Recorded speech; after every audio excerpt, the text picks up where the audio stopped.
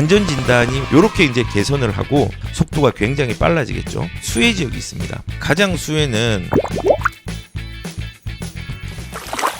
오늘 내용은요, 안전진단의 합리화 방안에 대해서 나왔습니다. 간단하게 짚고 넘어가도록 할게요. 일단은 지금 시행 시기는 행정 예고는 이번 달에 이제 진행을 하고 2023년 내년 1월부터 실질적으로 2차 안전 진단에 대한 완화들을 시행할 계획입니다.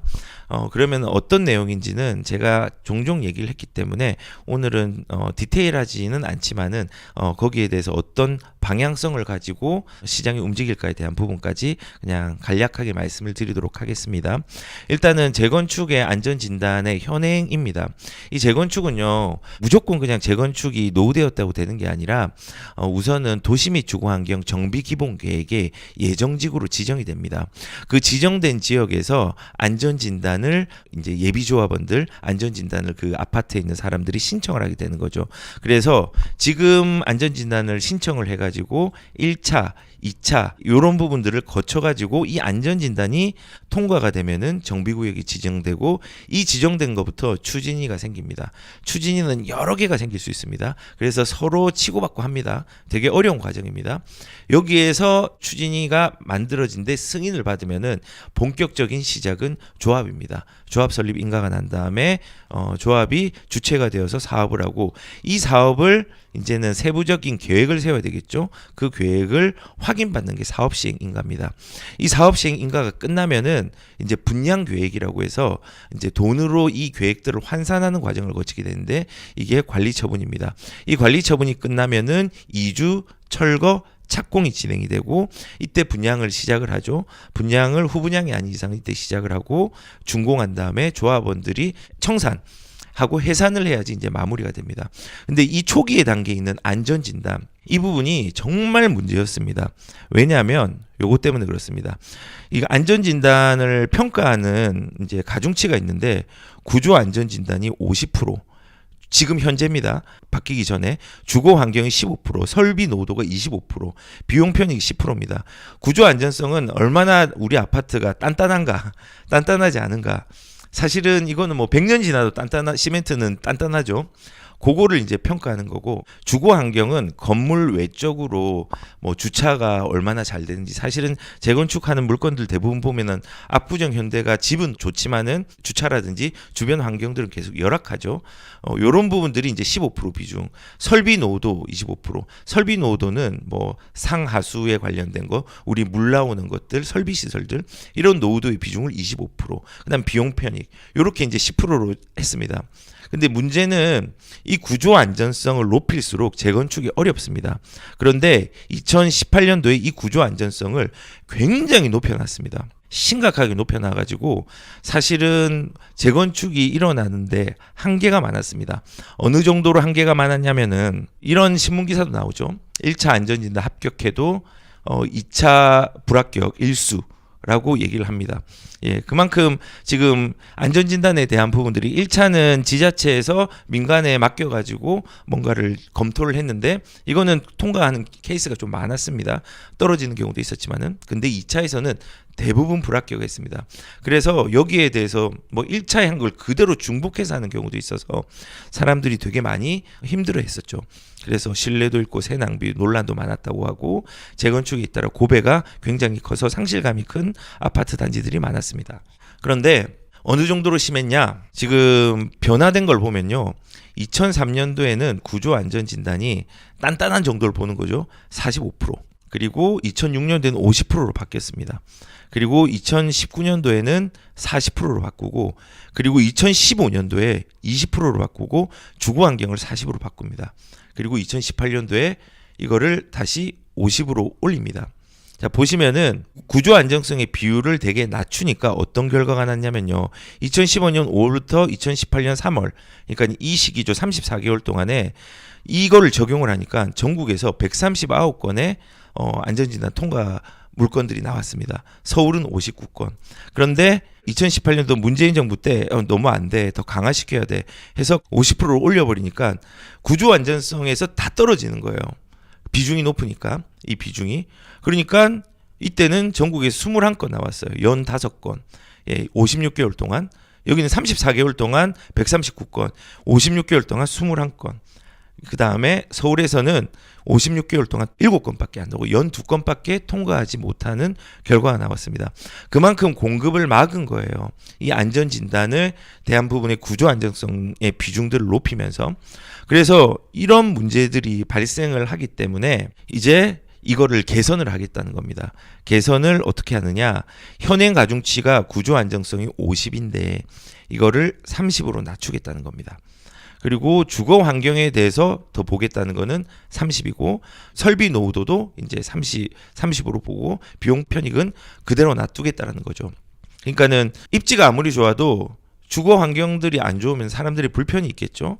근데 이제 구조 안정성에 대한 비중이 높으니까 이 녹물 나오고 주차 어렵고 하는 이 부분들은 뭐 아무리 불편해도 탄탄하니까 그대로 살아. 이게 좀 말이 안 된 거였잖아요. 왜냐하면 우리가 산업혁명 시대도 굉장히 빠르게 흘러가는 어떤 혁명의 시대라서 그때 우리의 산업과 도시와 뭐 이런 부분들이 많이 바뀐 상황이 있었지만 지금은 정보화 시대고 지금의 주거의 트렌드는요. 정말 인터넷의 기가바이트 뭐 굉장히 빠르게 트렌드는 변하고 있습니다.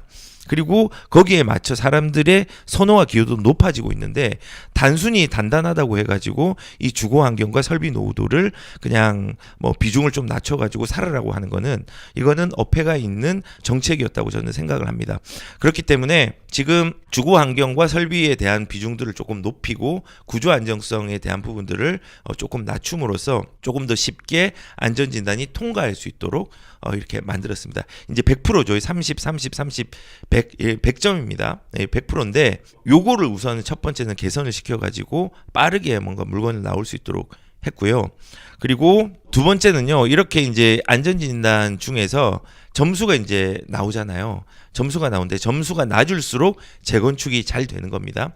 근데 이제 판정을 하는데 판정 기준이 재건축 이라는 현행 보시면은 나오면은 1차 통과하고 바로 이제 갈 수 있는 여건이 되는 겁니다. 그리고 조건부 재건축이라고 나오면은 이거는 무조건 2차 안전진단을 의무적으로 받아야 됩니다. 1차는 지자체에서 하고 2차는 국가적인 차원에서 안전진단을 하는 거거든요. 조건부 재건축에 대한 부분들이 30점부터 55점이었잖아요. 그리고 55점 넘어가면 유지보수인데 이게 조건부에 포함되는 물건들이 너무 많은 거예요. 너무 많고 그 다음에 재건축을 바로 할 수 있는 물건들이 너무 작은 구조죠. 현행은 이걸 개선을 하면은 45점까지 원래는 30점 이하만 재건축을 바로 할 수 있었는데 45점까지는 재건축을 바로 할 수 있도록 개선을 한 거고 조건부 재건축도 옛날에는 의무였는데 이 의무를 선택적으로 할 수 있도록 지자체에서 이거 좀 이상한데 이상한 거 조건부를 선택적으로 올려가지고 안전진단을 통과할 수 있도록 이제 개선을 한 거죠. 즉 뭐냐면은 아까 말했던 이 점수에 대한 부분들도 30%, 30%, 30%에서 구조 안전성을 낮춰서 훨씬 재건축을 쉽게 할 수 있도록 했고 두 번째는 조건부 재건축에 대한 범위도 좁힐 수 있도록 이제 개선을 해가지고 이러한 부분까지도 의무가 아니라 조건부 재건축은 선택적으로 2차 안전진단을 갈 수 있도록 한 거죠. 그래서 뭐 시뮬레이션을 돌려보니까는 현행 같은 경우는 재건축을 30점 이하가 현행의 지금까지 2018년 이후의 물건부터 기존에 지금 안전진단을 받은 거 대상들을 살펴보니까 시뮬레이션 돌려보니까 30 이하는 하나도 안 나왔어요. 그런데 30에서 55까지는 이렇게 많이 나왔죠. 6, 9, 21건 나왔죠. 그리고 유지보수가 25개나 나왔어요. 근데 이번에 개선을 해서 시뮬레이션을 과거에 2018년 이후에 문제가 되었던 안전진단으로 적용을 해보니까 재건축을 할 수 있는 게 11건이 나온 거예요. 바로 할 수 있는 게. 그리고 조건부도 23건 나오고 유지보수가 줄어버렸죠. 재건축을 못하는 아파트죠. 그리고 조건부가 만약에 이렇게 23건이 나왔다면은 현행보다는 더 많아졌네. 그런데 2차 안전진단을 선택적으로 할 수 있으니까 훨씬 더 재건축 물건들이 많이 나오게 되겠죠. 그래서 이렇게 이제 개선을 하고 이런 부분들을 합리화 방안을 어떻게 이제 검토를 하느냐. 대상은 이제 점수가 바뀐 거고 절차는 예전에는 지자체 재량 없이 공공기관에서 2차 안전진단을 의무적으로 했습니다. 그런데 이 부분들은 지자체가 검토를 한번 하고 재량을 발휘해서 결과가 좀 문제가 있다. 판단이 위에서 한 번 더 해야 될 것 같은데 라는 걸 선택적으로 하는 절차가 생겼습니다. 검토법인은 예전에 1차 정밀 안전진단을 전체 항목을 2차 안전진단에서 다시 완전히 새롭게 중복되게 했는데 이거는 지자체가 요청한 경우에 필요한 항목만 한정해가지고 검토할 수 있도록 바뀌었습니다. 속도가 굉장히 빨라지겠죠.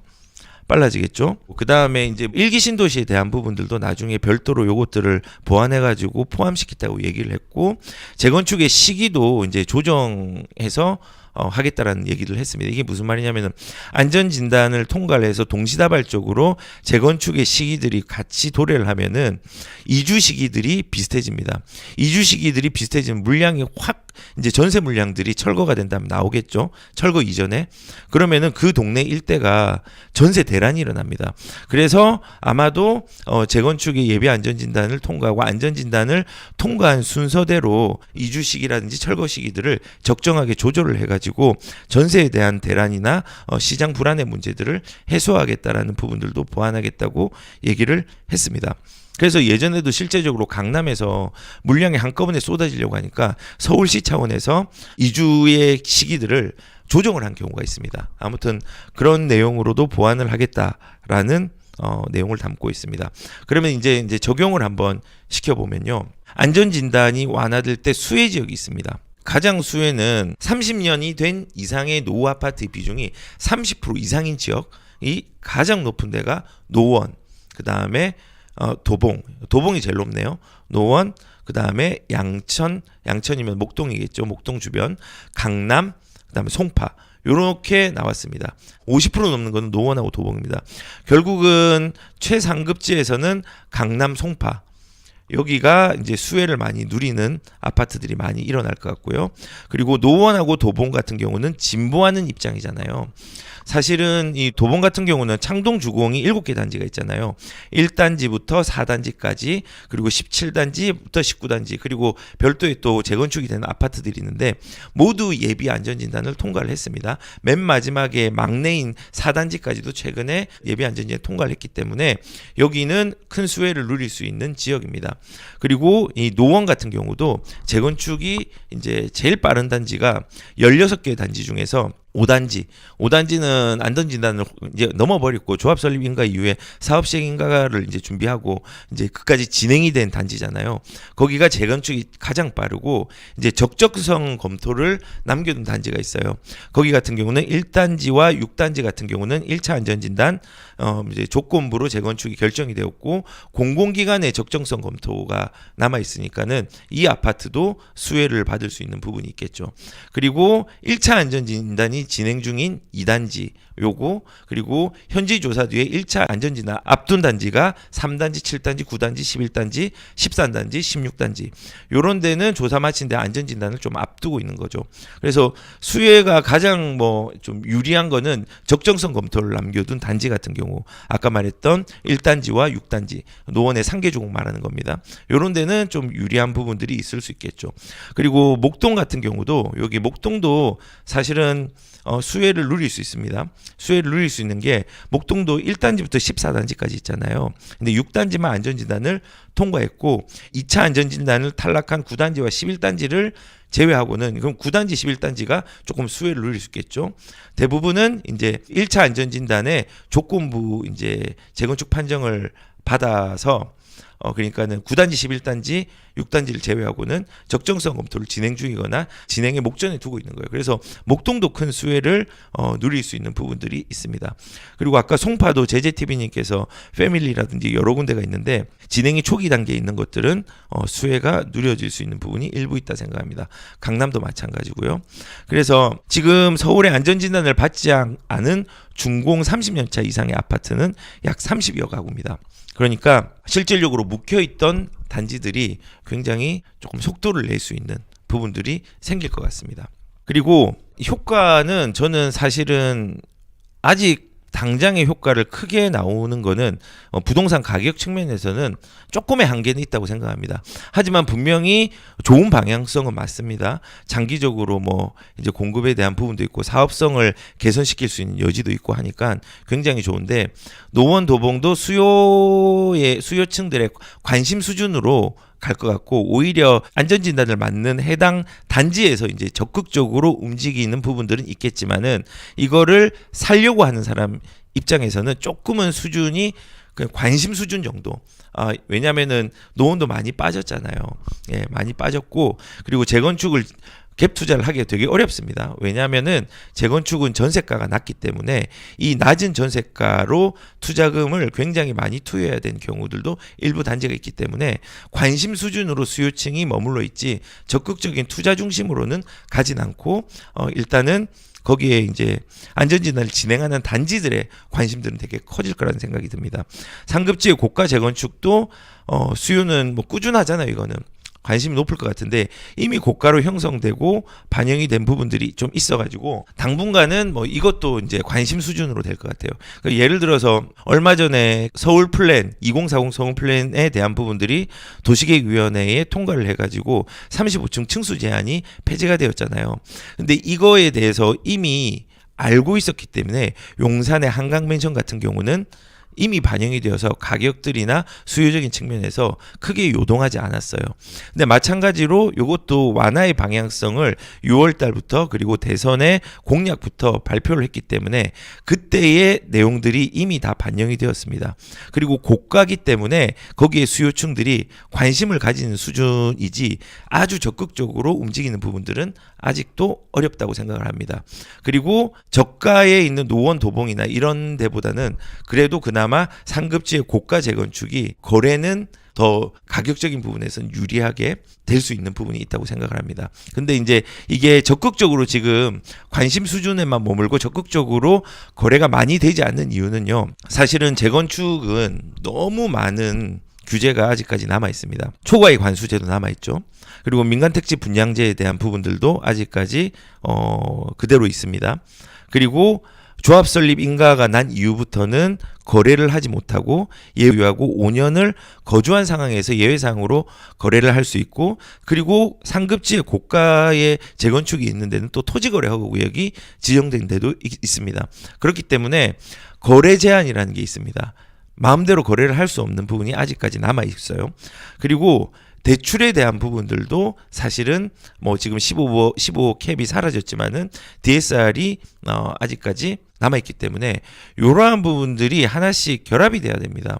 그래야지 재건축의 추진 동력들이 더 크게 발생을 할 수 있다고 생각을 하기 때문에 지금은 아까 초두에 말한 것처럼 코스피 시장, 뭐 예를 들어서 나스닥 시장, 뭐 이런 시장들의 지수나 지표들은 아주 떨어진 상황이잖아요. 우리 부동산으로 적용을 하면은 부동산 전체의 시장의 지표들이 낮아진 상황에서 그냥 뭐 이렇게 입지가 좋다고 이런 완화가 생겼다고 하더라도 바로 튀어오르지는 못합니다. 이것들이 결합이 돼야 됩니다. 그래야지 재건축의 추진 동력들이 발생을 할 수 있다고 생각합니다. 지금 재건축 왜 대출 완화도 왜 그러냐면 이런 거예요. 대출이 단순하게 우리가 집 살 때만 대출을 하는 걸로 알고 있지만요. 예전에 그런 케이스가 있었거든요. 저랑 상담을 하신 분 중에서 재건축 물건을 가지고 있는데 이주비가 예전에는 60% 이상 나왔었는데 문재인 정부에서 LTV를 40%로 조정을 했습니다. 그러니까 문제가 된 거죠.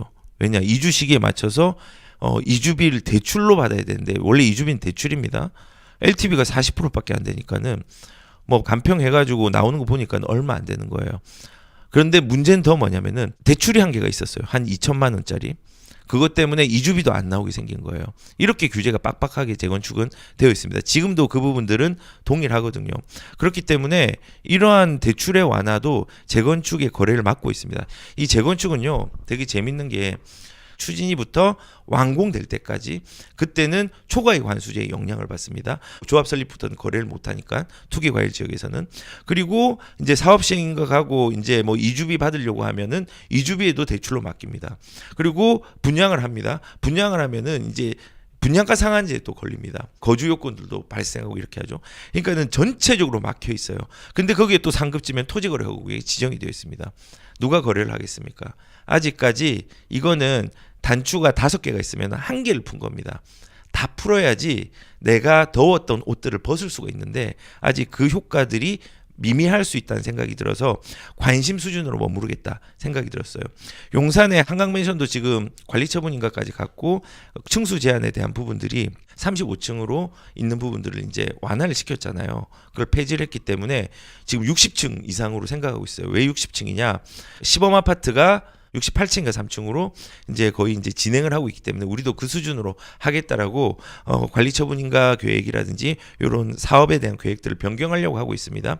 그런데 이런 완화가 되는 부분들이 있음에도 불구하고 이미 선반영됐고 고가기 때문에 사람들이 크게 움직이진 않았어요.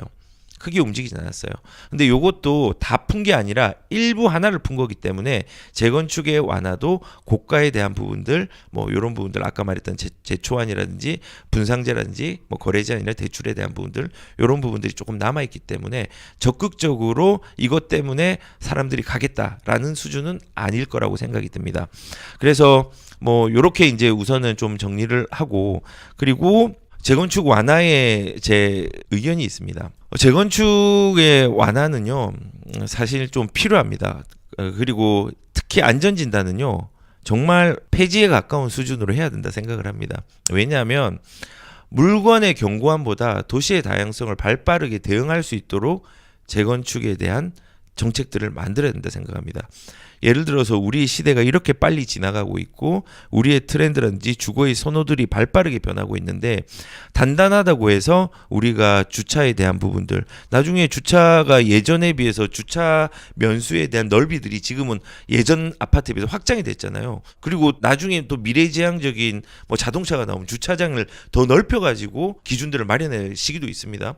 뭐 그런 거를 물건이 딱딱하고 견고하다고 해가지고 그대로 남아 있으면요 시대의 흐름을 앞서가지 못하는 물건으로 남아 있거든요. 그렇기 때문에 단단함만 보는 게 아니라 이것도 물론 봐야 되지만은 도시가 유동적으로 융통성 있게 변화할 수 있도록 재건축을 뭐 30년이 아니라 이것도 빨리 진행할 수 있는 다른 요건을 조금 더 완화한다는 이런 것까지 나와 있는 생각합니다. 예전에 15년도인가 그 이전에는 재건축 연한이 40년이었습니다. 이거를 완화를 한 거거든요. 완화를 했는데 완화를 하니까 조금 속도감 있게 사람들이 움직이기 시작했었어요. 그때 안전진단의 통과도 빨라지고 다 빨라졌습니다. 그리고 중요한 거는 그런 걸 또 강화하니까 문재인 정부 2018년도에 이제 재건축이 물건들이 안 나왔어요. 많이 안 나왔어요. 안전진단도. 그래서 우리는 예전에와 속도가 다르잖아요. 지역의 발전 속도라든지 뭐 여러 가지 도시에 대한 변화라든지 이거를 대응하기 위해서는 무조건 기준들을 너무 멀리 보고 노후되어고 구조의 안정성만을 보고 이 재건축을 진행하는 게 아니라 도시의 다양성에 발빠르게 대응할 수 있는 방편으로서도 재건축을 생각해 봐야 된다고 저는 의견을 좀 내고 싶습니다.